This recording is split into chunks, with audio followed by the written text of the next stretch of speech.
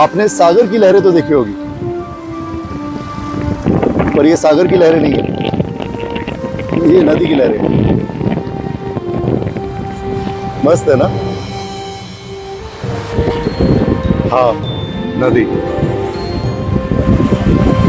प्रकृति का वो शानदार स्वरूप जिसकी कोई तुलना नहीं है। आप सागर का पानी पी नहीं सकते, खारा होता है, पर कहते हैं कि नदी का पानी सागर के मुकाबले मीठा होता है, क्योंकि ये नमकीन नहीं होता। ये वो पानी है जिसके कारण हम ये कहते हैं कि जल ही जीवन है। कवियों, लेखकों, नाट्यकारों और आर्ट के जितने भी फॉर्म हैं, उसमें नदी को लेके इतनी सारी बातचीत हो चुकी है, इतनी सारी चर्चाएं हो चुकी है कि नदी के बारे में मैं कुछ कहूँ, इट्स लाइक सूरज को दिया दिखाने के बराबर है। पर जैसा कि आप जानते हैं, मैं अपने चैनल में कोशिश करता हूँ कि हर चीज में से मोटिवेशन ढूंढ के आपके पास पहुँचाऊँ। तो नदी को छोड़ दूँ, ऐसा कैसे हो सकता है? और नदी तो वो प्रेरणा है जिसने ना सिर्फ प्रेम को सींचा है, बल्कि किसी ने पूरी सभ्यता को सींचा है। पुराने जमाने में नदियां जो होती थी वो ट्रांसपोर्टेशन का माध्यम हुआ करती थी। आप देखिए ना, बड़े बड़े शहर जो हैं, बड़े बड़े नगर, व्यापार केंद्र, वो नदियों के किनारे बसते थे, क्योंकि नदियों के माध्यम से, जहाज के माध्यम से यातायात संभव था। वस्तुओं को भेजना, कार्गोज और इंसानों को भेजना, नदी हमेशा एक प्रमुख स्रोत रहे हैं इस काम के लिए। नदियों के पास की जमीन और वनस्पति हमेशा नरम होती है, इसलिए यहाँ पे ज्यादा वनस्पति और खेती करना संभव होता है, जिस वजह से नदियों के पास सभ्यता का जन्म लेना या सभ्यता का पनपना एक बहुत ही स्वाभाविक संभावना पाई गई। मैं चल रहा हूँ, इसलिए अगर मैं हाफ रहा हूँ तो माफ करना। नदियों का स्रोत कहीं और रहता है, कहीं दूर पहाड़ों के ऊपर से या भूगर्भ के अंदर से, और नदियाँ वहाँ से होते हुए पहाड़, पर्वत, मैदानी क्षेत्र, सब में से होते हुए, शहरों के बीच में से होते हुए जाके मिलती है समुद्र से। समुद्र से मिलने की ये जो नदी की कहानी है, इसको नदी की प्रेम कहानी कहा जाता है। पर अपनी इस प्रेम कहानी को निभाते निभाते नदी इस बीच कितनी सारी जिंदगियां सवार के जाती है, या कितनी सारी प्रेम कहानियां सवार की जाती है, उसके बारे में जितनी तारीफ की जाए उतनी कम। आपको ये सपाट सा उभरा हुआ क्षेत्र दिख रहा है? आप ध्यान से देखेंगे तो ये एकदम एक समान है ना। ये कोई छोटा टीला नहीं, ये बेसिकली बांध है, जिसको आप अंग्रेजी में डैम बोलते हैं।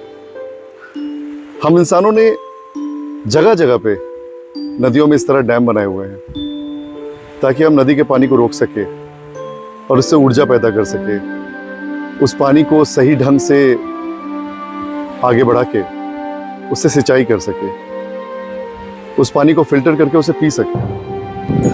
नदी में रहने वाले कई तरह के जीव, मछली, खेकड़े, हर चीज जिसे हम नदी का फल बोलते हैं, वो किसी न किसी जानवर के या इंसान के काम आता है, और उनकी जीवन को पौष्टिकता प्रदान करने के लिए, उसे आगे ले जाने के लिए मदद करता है।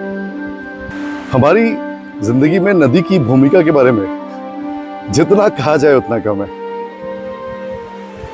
नदी बिल्कुल इसी तरह हमारी जिंदगी को संवारती है, जिस तरह आप इस नाव को देख सकते हैं,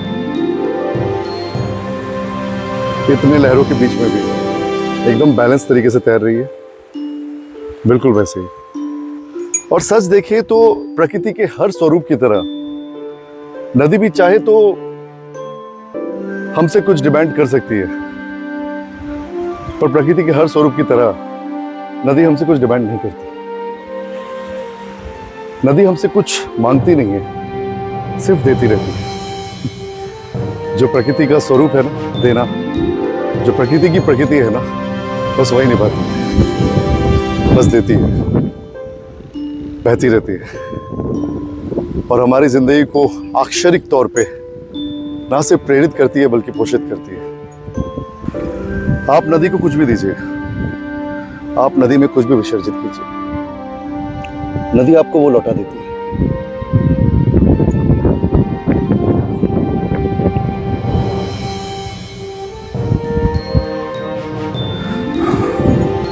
क्योंकि वास्तविकता में नदी को, प्रकृति को या ईश्वर के इस स्वरूप को, जिसको आप नदी के नाम से बुलाते हैं, या प्रकृति के इस स्वरूप को जिसको आप नदी के नाम से बुलाते हैं, इसको आपसे कुछ नहीं चाहिए।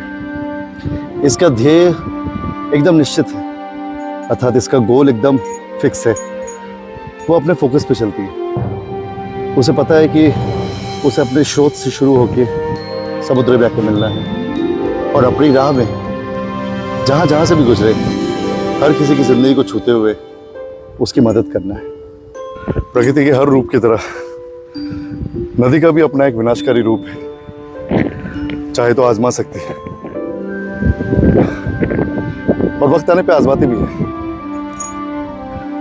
पर मेजॉरिटी ऑफ द टाइम नदी सिर्फ सेवा करती है, सिर्फ मदद करती है, सिर्फ देखभाल करती है हमारा।